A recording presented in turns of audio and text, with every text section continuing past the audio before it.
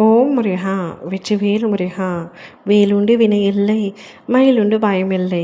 என் அன்பு தங்கமே, உயிருக்கு உயிரான உறவை நினைத்து வருந்தி கொண்டிருக்கின்றாயாம். உறங்கினால் உறக்கமில்லையப்பா. ஏதேதோ சிந்தனைகள் என் மனதிற்குள் ஓடிக்கொண்டே இருக்கின்றன. இன்னும் எத்தனை நாட்கள் என்னவரை பிரிந்து நான் இருக்கப் போகின்றேன்? இன்னும் எத்தனை நாள் தான் நான் கஷ்டப்பட்டு கொண்டே இருக்க வேண்டும்? தனிமை மிகவும் கொடுமையானதப்பா. அதை இப்பொழுதுதான் நான் உணர்கின்றேன்.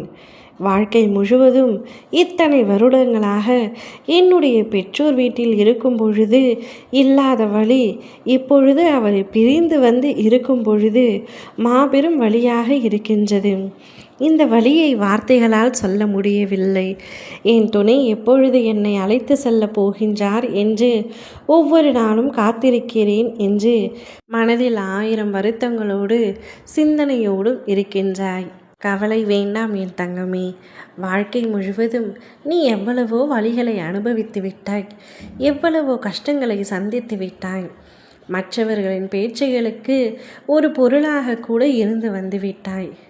இனி அப்படி எதுவும் நிகழாது. உன்னுடைய துணை உன்னை அழைத்து செல்ல போகின்றார். கூடிய விரைவில் நடக்கப் போகின்றது.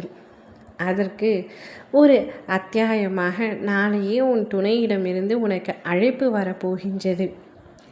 நான் கூடிய விரைவில் உன்னை காண வரப்போகின்றேன். உன்னை அழைத்து செல்ல போகின்றேன். இனி எப்பொழுதும் நாம் ஒன்றாகவே இருக்கலாம்.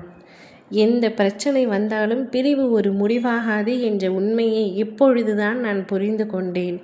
இனி உன்னை பிரிந்து நான் இருக்கவே போவதில்லை.